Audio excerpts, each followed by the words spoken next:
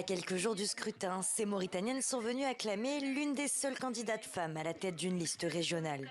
Elle est membre du parti au pouvoir. Si les femmes sont omniprésentes dans cette campagne, dans l'Assemblée nationale sortante, elles représentent moins de 21% des députés. Pour améliorer leur représentation, en plus des 20 sièges qui leur sont attribués d'office au Parlement grâce à une liste nationale, cette année la loi exige que les partis leur réservent des places plus stratégiques dans leur liste.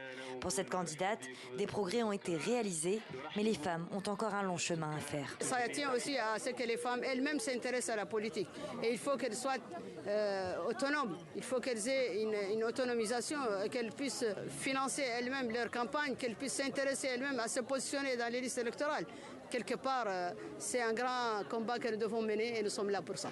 Et pour se faire une place dans la politique, il faut aussi convaincre les futurs électeurs. Chaque soir, ces femmes du parti d'opposition islamiste Tawassoul sillonnent les marchés pour échanger avec la population.